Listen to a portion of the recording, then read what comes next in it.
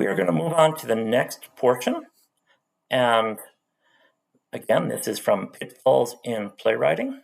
And I'm just scrolling to where we left off, which was talking about proxies and keeping your audience invested. And I'm just going to get more theatrical now because everything I mentioned was certainly good for playwriting, but also very good for other story types and so on. Specifically for playwriting and script writing, and possibly for these other forms, there are two things that I think are really super important.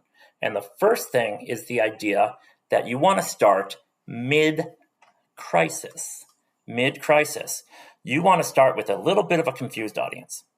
Now, we talked about this before. You don't want the audience so confused for such a long time that they just shut down. But you want them to kind of figure out what's going on and need to get little bits and pieces of the backstory. So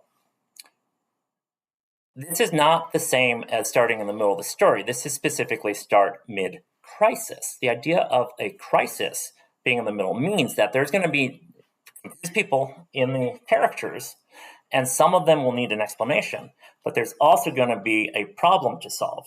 So there's going to be this constant shift of looking forward, like how are we going to solve this problem, as well as the occasional, how did this happen in the first place? So it's going to go back and forth, depending on your who your characters are, how many characters you have, and so on.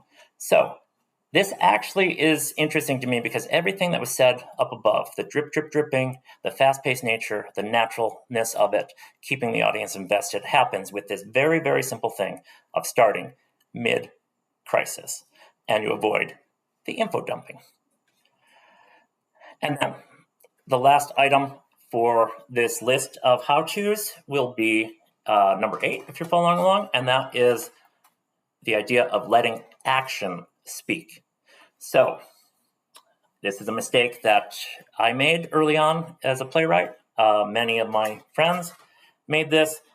There's a tendency to miss out the writing of the stage directions. Nobody says the stage directions, so why would that be important? We tend to think that plays are about one character talking to another, about dialogue.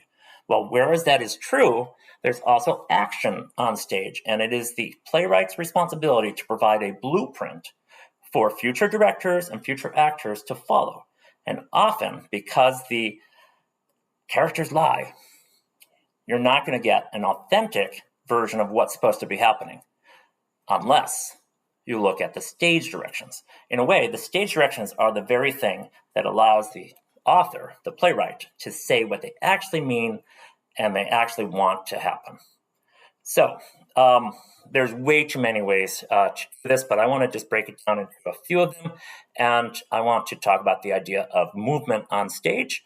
So actually takes a lot of categories to talk about movement on stage. So the first movement on stage is the idea of you're standing in one spot and you're going to move to a second spot, sometimes known as blocking, right? So I'm going to move from this spot to this spot, and then it's going to change up.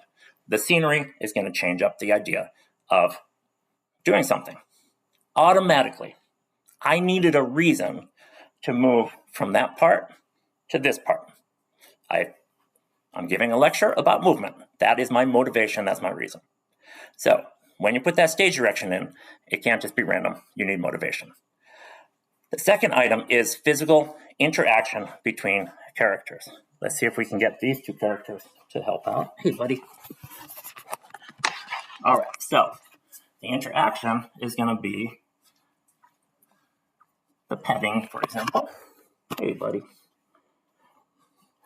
And now you see a relationship. So the interaction is going to take place with proximity, that's the closeness, the direction, how we're facing each other, whether I'm leaning in or leaning out, that's going to show attitude. And you can write some of these things in as the playwright. And in that way, you don't need to say things like, I am interested. You don't need those words, I am interested. You can literally say, character leans in. Character moves closer to character B.